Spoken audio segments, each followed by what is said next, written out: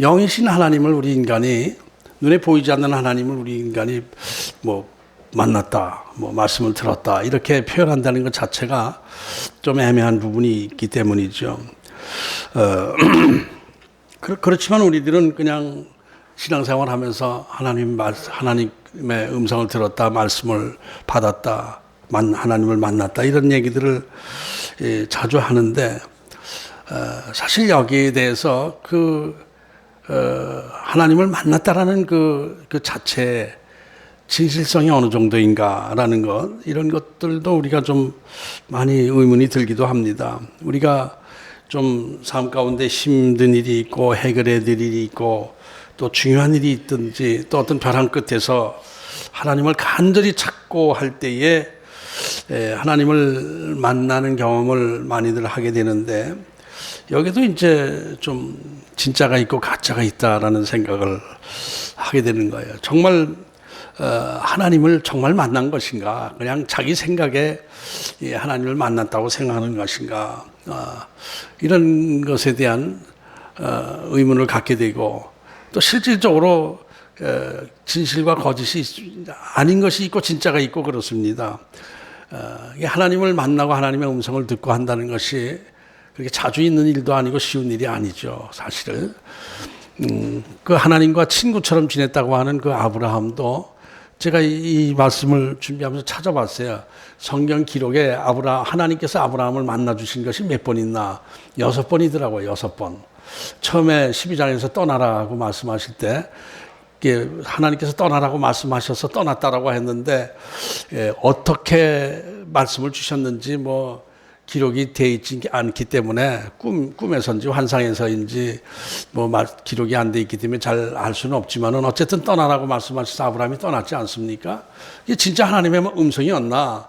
우리가 그건 생각할 것이 없어요. 왜냐하면 그 뒤로 계속해서 떠나라고 하셔서 아브라함이 떠났고, 그 뒤로 계속 하나님이 말씀을 주시며 길을 인도해 주시고 믿음의 조상이 되게 하셨으니까, 그 떠나라고 하신 것은 하나님의 말씀이라고 생각하는 데서 잘못이 있다고 보이지 않습니다. 그리고 또 두 번째 하나님을 만난 것은 13장에서 롯과 헤어진 다음에,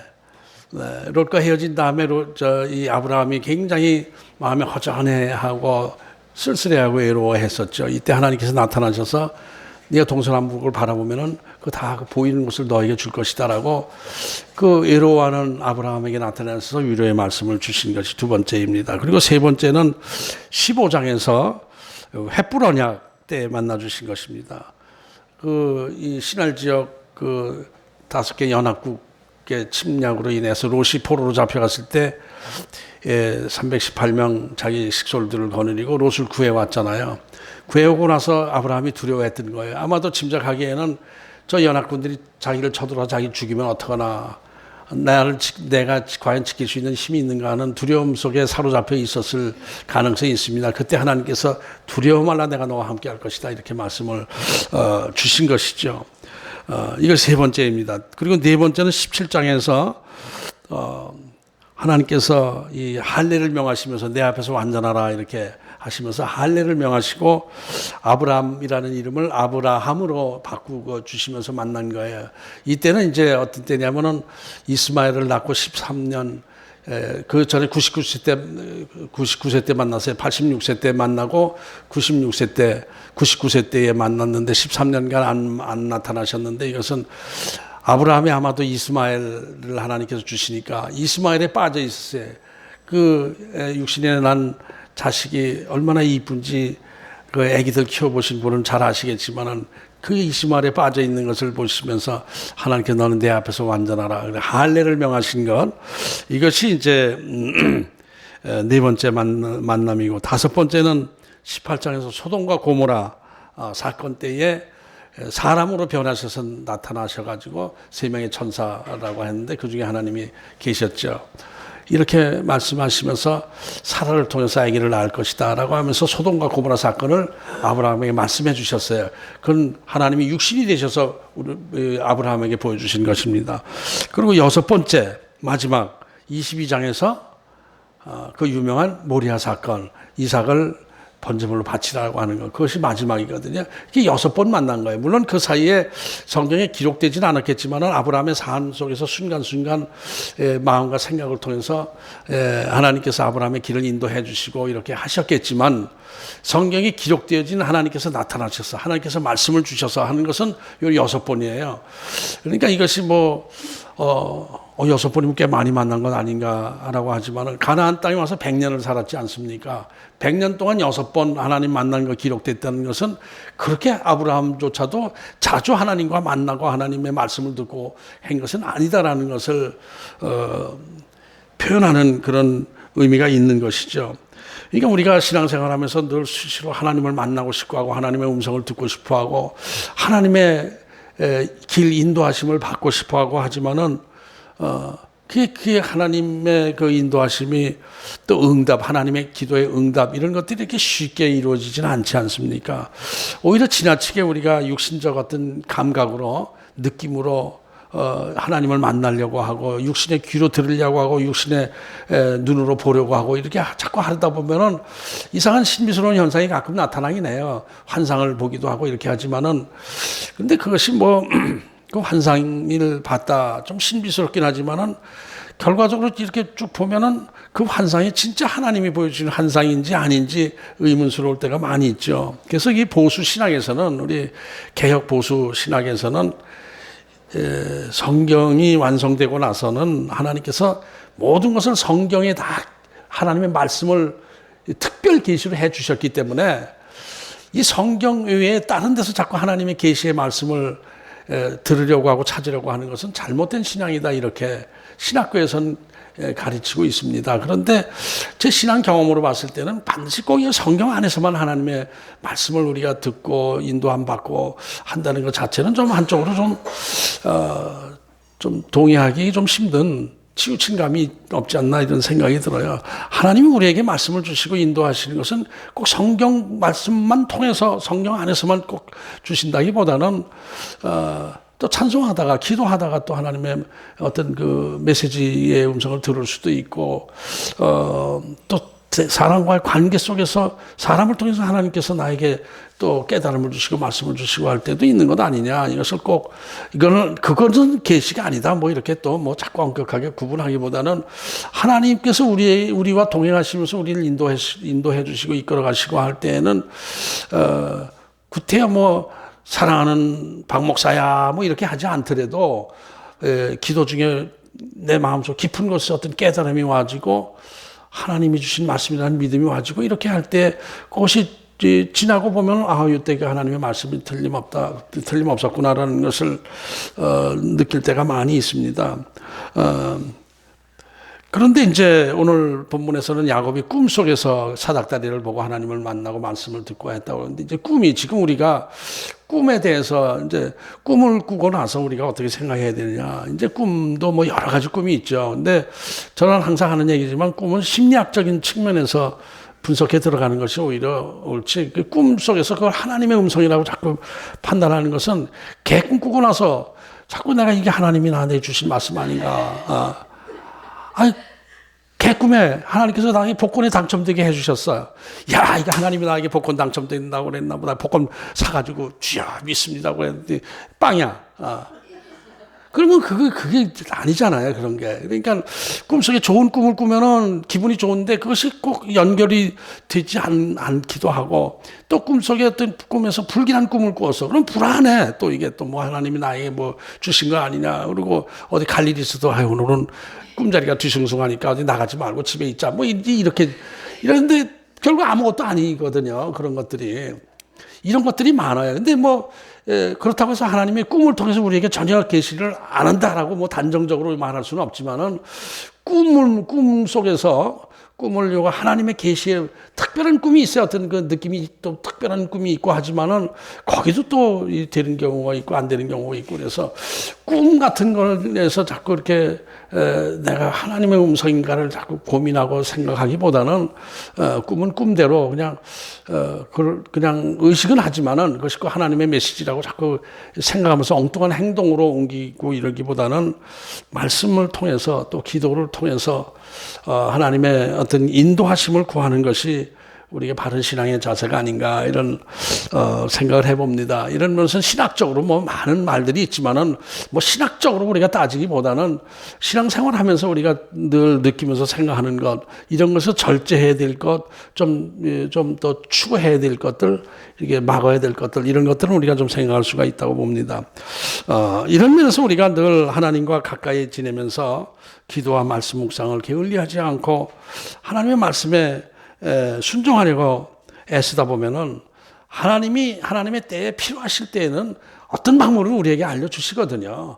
방향을 내가 또 잘못 생각하고 잘못 판단하고 뭔가 욕심에 집착을 하고 이렇게 하면서 딴 길을 자꾸 가게 되면은 딱 이렇게 터치하셔서 돌려주시기도 하고 이렇게 하시거든요.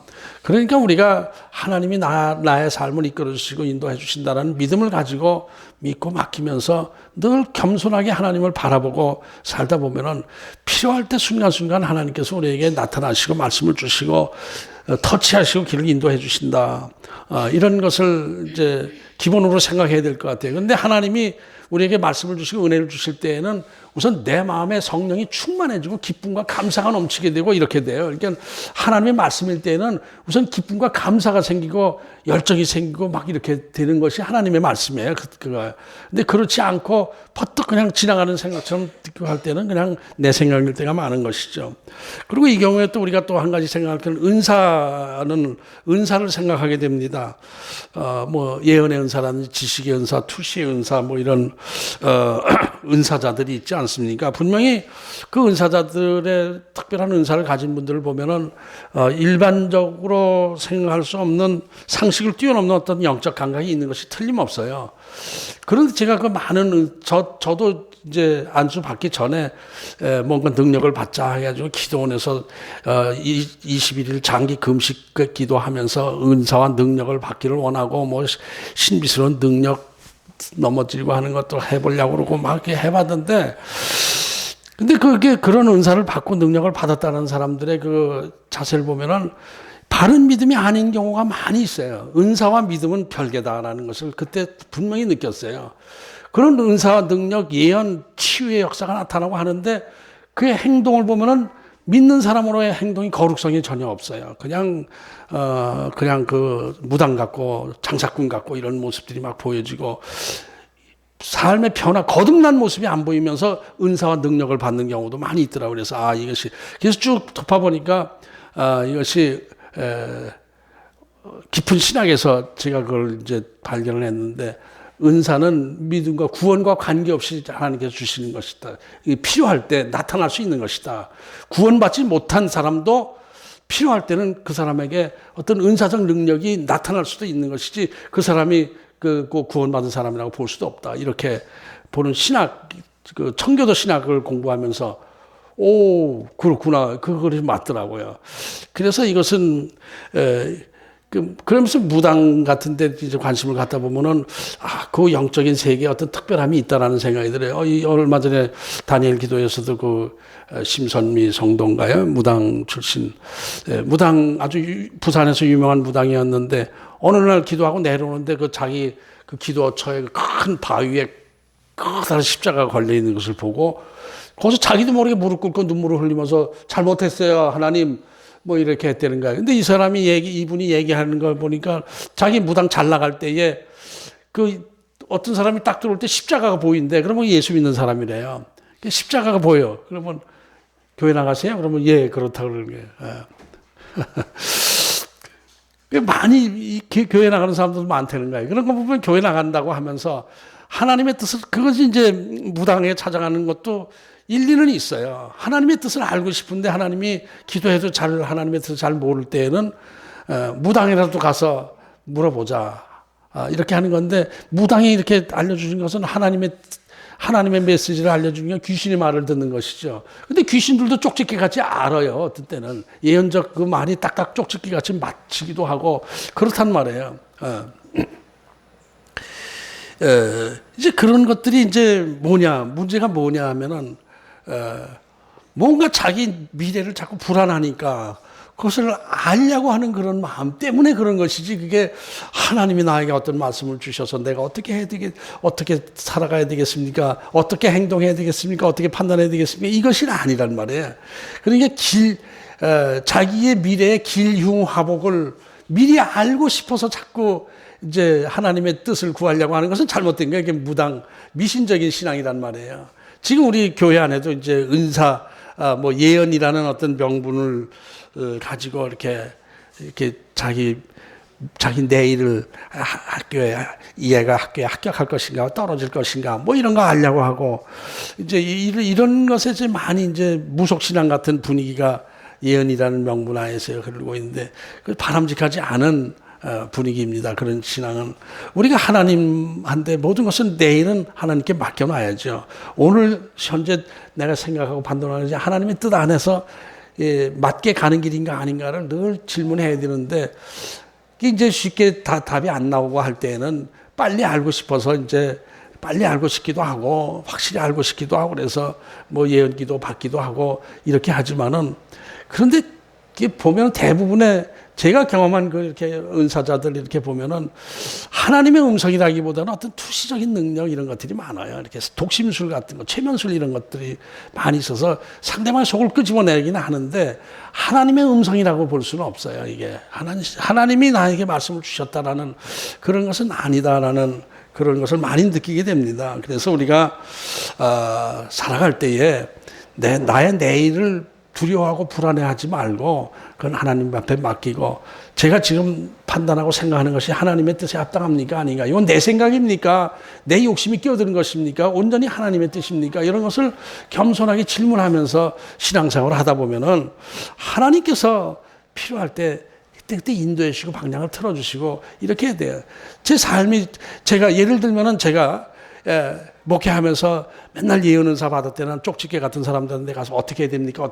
설교 제목은 뭘로 해야 됩니까? 어떤 설교를 해야 됩니까? 매일 물으면서 답을 해서 막 했다고 그랬을 때 얼마나 달라졌겠습니까? 하나님께서 저를 사명 주신 것만큼 저에게 이끌어 주시고 하는 것이죠. 물론 제가 많이 부족하고 잘못한 점이 많이 있고 하지만은, 그렇다 해서 나의 삶이 개선되고 하나님의 뜻 안에 꼭 순종 했을 것이다 이런 것은 아니라고 봐야집니다. 그래서 우리가 하나님의 말씀을 늘 사모하고 간절함을 가지고 나가야 됩니다. 그러나 내 내일을 자꾸 불안해하고 초조해하면서 자꾸 점쟁이처럼 한데 알려고 하는 것은 바른 신앙은 아니다라는 것을 다시 생각하게 됩니다. 근데 우리가 이제 하나님께서 말씀을 주실 때에는 어떤 때인가, 정말 온전히 하나님을 바라보고 하나님만 바라볼 때예요. 다른 거 같이 섞여서 곁다리로 하나님을 바라보는 것이 아니라 100% 하나님만 의지할 때에 하나님께서 말씀을 주시고 또 깨달음을 주시고 하는 것이죠. 이런 생각 저런 생각, 이런 욕심 저런 욕심, 집착 이런 거 가지고 이렇게 움직이다 보면은 하나님의 뜻에서 벗어난 행동을 많이 하게 되는 거예요. 그리고 또 그때 또 막 너무 집착하다 보면은 기도 중에 또 막 환상이 보여지고 이상한 음성이 들리고 하는데 그 착각일 때가 많은 거예요. 제가 믿음이 없어 그런지 저 새벽 기도 때 막 소원을 가지고 막 기도하다 보니까 나도 모르게 막 하나님의 음성이 크게 들리는 것 같아서 소리를 막 질렀는데 뭐라고 질냐면 대한독립 만세를 하더라니까요.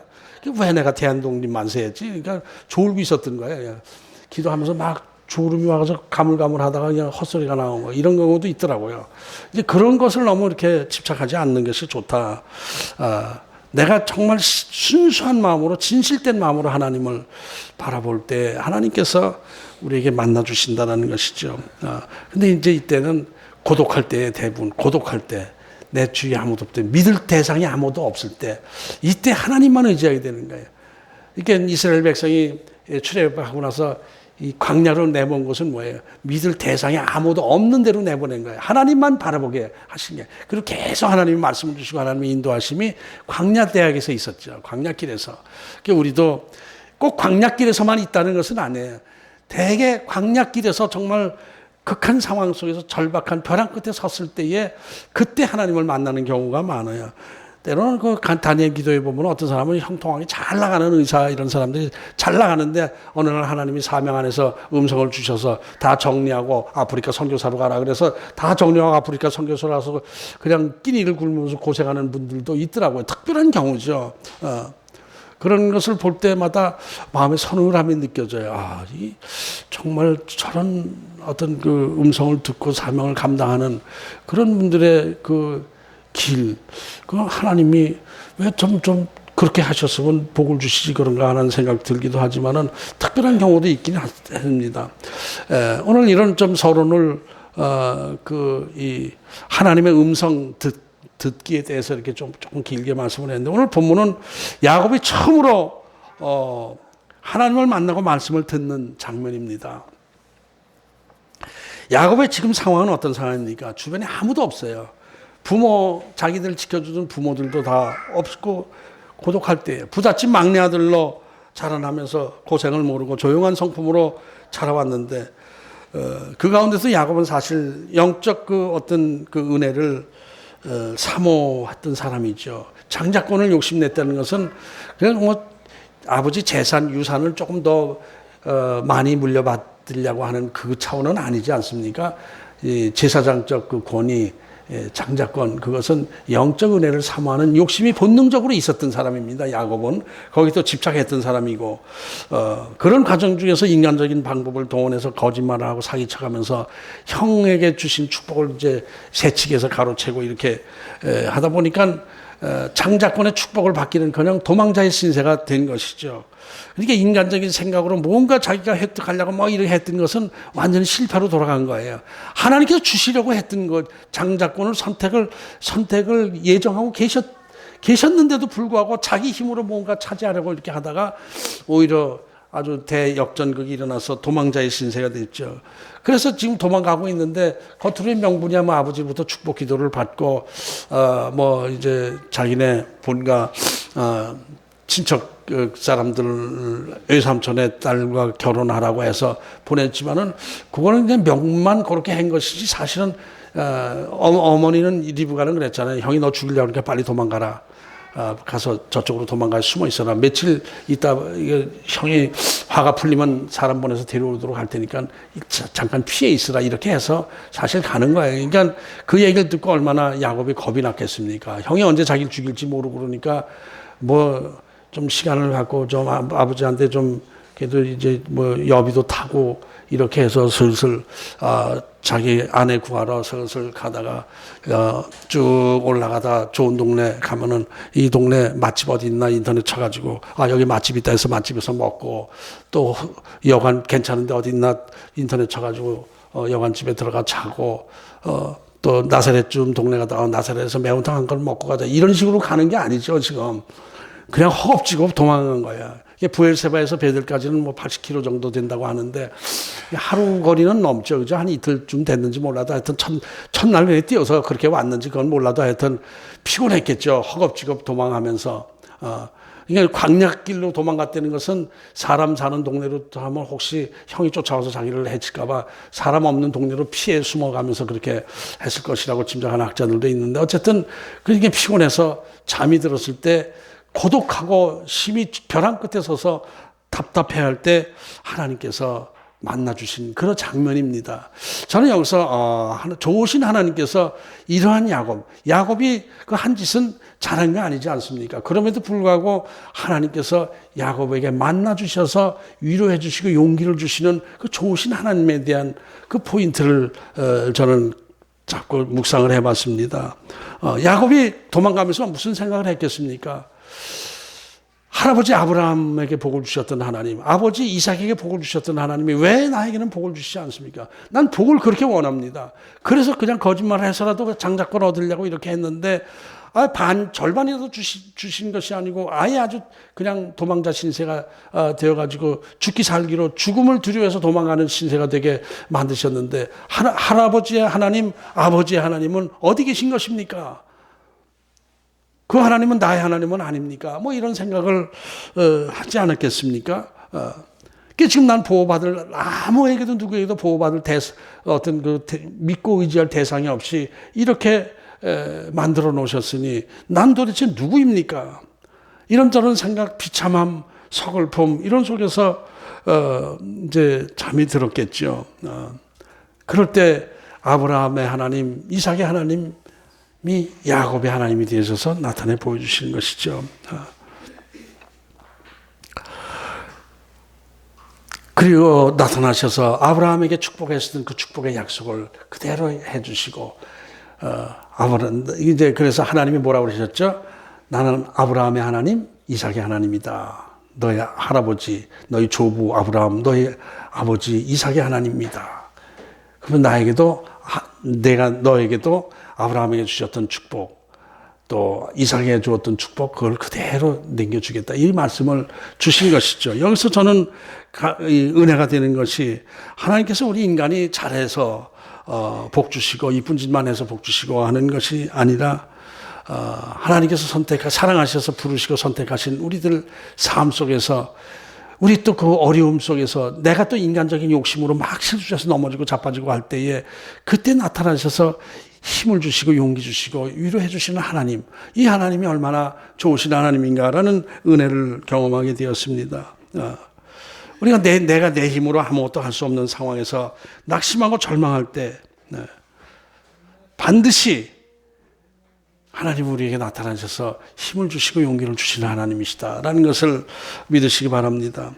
근데 그 내 마음속 깊은 곳에서 간절한 소원이 있을 때 그것도 생각해 보면은 겉으로 겉소원이 있고 속소원이 있어요. 제가 이렇게 경험해 보면은 겉소원은 뭐 이것저것 막 이렇게 막 부산하게 이렇게 예를 들면은 뭐 이거 먹고 싶어요, 저거 먹고 싶어요, 어디 가고 싶어요, 뭐 이런 소원들도 있고 그래요. 근데 더 깊이 해보면 내 속 깊은 곳에서 소원이 있더라고요. 그것이 있어요. 그것이 끄집어낼 때 하나님이 주시는 그게 음성인 것 같아요. 내가 이런 소원이 있었나? 나도 깜짝 놀랐는데 이게 진짜 내 소원이었구나. 이런 것들이 있어요. 그것을 끄집어내 주시는 것이 하나님의 음성이고 말씀이다라는 거예요. 그 소원을 부르짖어 기도할 때 반드시 하나님께서 그것은 들어주신다라는 것을 늘 깨닫고 있습니다. 근데 하나님께서 말씀을 주실 때는 특징은 뭐냐면은 기쁨이 생기고 감사가 생기고 용기가 생기고 위로가 되고 이러는 거예요. 하나님 앞에 감사 찬송이 생기는 거예요. 이게 야곱이 지금 꿈을 꾸었잖아요. 사다리를 보고 사다리의 신학적 사다리는 예수님을 상징한다고 그래요. 우리 이 야곱과 하나님 사이의 사다리, 중개 역할을 하는 사다리는 바로 예수님이다. 나다나엘에게 예수님이 그랬잖아요. 사다리에 오르락 내리는 것을 보게 될 것이다. 나를 통해서 이렇게 말씀하셔서 그렇게 되는데, 이 야곱이 꾼 꿈, 이것은 개꿈일까요? 진짜 꿈일까요? 진짜 하나님의 음성일까요? 이게 진짜 하나님의 음성이에요. 왜냐하면 야곱이 힘을 얻고 용기를 얻고 믿음이 생기고 충만해지고 용기를 얻게 되었으니까, 절망하고 좌절하고 있던 상황 속에서 하나님의 음성을 듣고 일어난 거니까 그 꿈은 하나님이 주신 음성이다. 성령께서 역사하신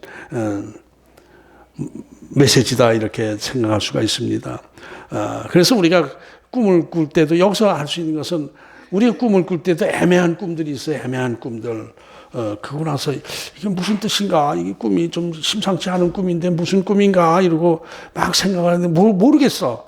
근데 나중에 한 열흘 뒤에 홍수가 나가지고 사람들이 막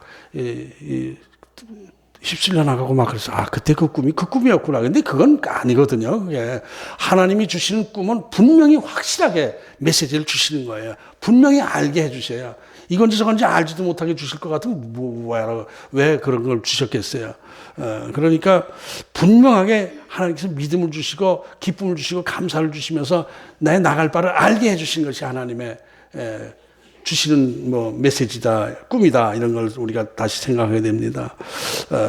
그래서 우리가 이런 꿈이 아니더라도 하나님은 언제든지 이렇게 우리를 위로해 주시고 힘을 주시고 용기를 주시는 하나님이신 것, 이런 것을 우리가 다시 한번 하나님 앞에 감사하는 시간이 되기를 바랍니다. 하나님께서 야곱에게 주신 그 약속이 무엇인가? 13절, 오늘 본문을 통해서 잠깐 보겠습니다. 13절에 보면은 난 너의 할아버지 아브라함, 아버지 이삭의 하나님이다, 이러고 하나님이 자기 소개를 했잖아요. 이것은 야곱이 야곱이 자기 하나님을 아직 만나지 못하고 있었던 것이죠. 아버지 하나님은 얘기 들어서 알고 있었어요. 할아버지 아브라함의 하나님은 얘기 들어서 알고 있었어요. 근데 자기에게는 나타내 보이지 않았었거든요. 그 하나님이 나타나 보여주신 거예요. 이게 저에게 나타났던 하나님이 여러분에게도 나타나고 또 이 다 각각 개인적으로 하나님께서 나타나는 말씀을 주시고 힘을 얻고 용기를 얻는 축복을 받기를 원합니다. 그게 나는 박 목사의 하나님이다 라고 여러분에게 나타나는 것이 아니고 나는 너의 하나님이다. 너를 이끌어 주시고 지켜주시는 너의 하나님이다 라고 하고 용기를 주시고 꿈을 주시고 지혜를 주시는 그런 축복을 누리시길 바랍니다. 그것을 나는 너희 조부 아브라함의 하나님, 아버지 이삭의 하나님이다라고 야곱에게 나타나 주신 것은 나는 내 하나님도 되는 거야. 이것을 소개해 주신 것이죠.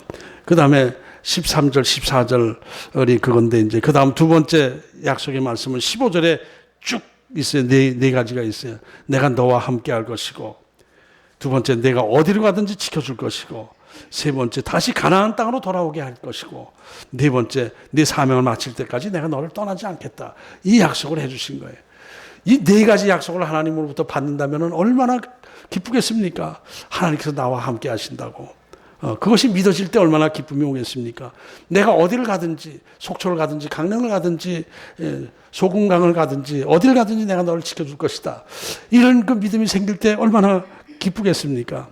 그리고 내가 가나안 땅으로 돌아오게 할 것이다.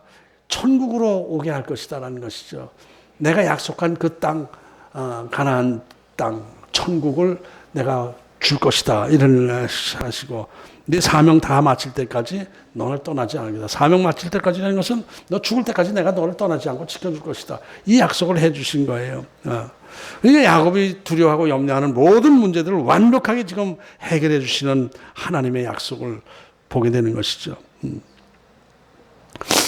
이 야곱에게 약속해 주신 그 약속의 말씀이 저의 여러분에게 주시는 축복의 약속의 말씀인 것을 내가 믿음으로 받아들일 때 이것이 이루어질 줄로 믿습니다. 제가 그것을 저 자신도 상당히 많이 내적으로는 고민이 많고 갈등이 많고 그렇습니다. 예.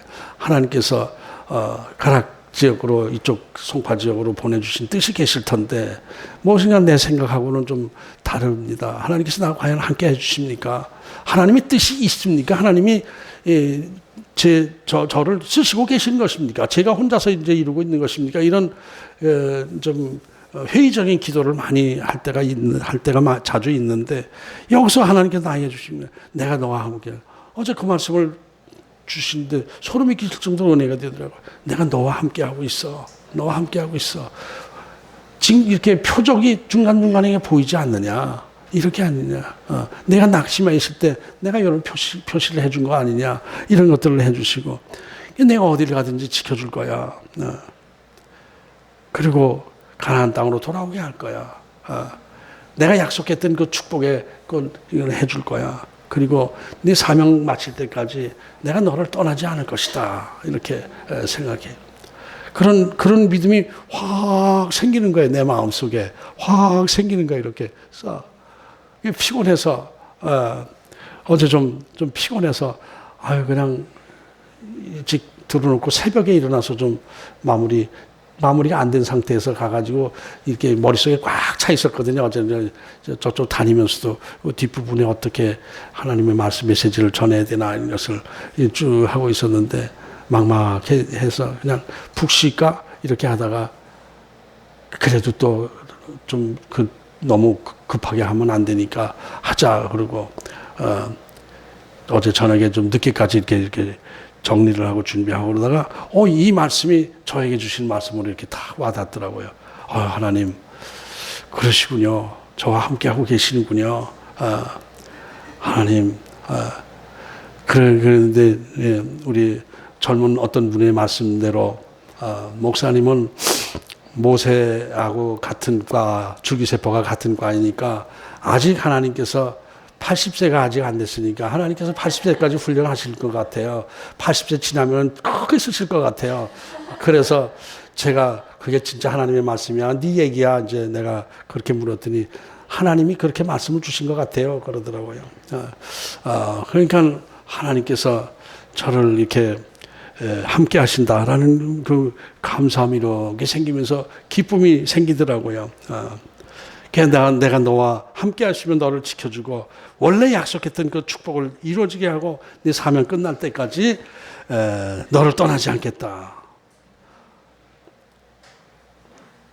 이렇게 말씀을 드리더라고요. 얼마나 감사합니까? 얼마나 저를 측은하게 보지 마세요. 하나님 저와 함께 하시거든요. 우리가 불안해하고 초조해하고 이제 두려워하고 하는 것이 뭐예요? 내 내일을 알 수 없기 때문에 하나님이 나와 이렇게 같이 이끌고 가시는지 안 가시는지 그게 확실치가 않기 때문에 가끔 자꾸 이렇게 되는 거예요. 그래서 자꾸 계산을 하는 거예요. 자꾸 인간적인 계산을 하는 거예요. 근데 하나님께서 나에게 주신 사명 안에서 함께 하시고 계시다라는 것을 다시 한번 이렇게 은혜 안에서 이렇게 감동이 되고 그러더라고요. 내 안에 감동이 되고 기쁨이 생기고 감사가 넘치고 하는 것은 하나님의 메시지거든요. 그래서 어제 밤늦게 1시쯤 돼서 여기 나와서 크게 찬송 불렀어요. 내 주를 가까이 하게 하며 찬송을 크게 불렀어요. 내 고생하는 것 옛 야곱이 감사하더라고요. 돌베개 베고잠 갔습니다. 그러나 전성에 가는 길 험하여도 주께서 나와 동행하시니까 난 감사합니다.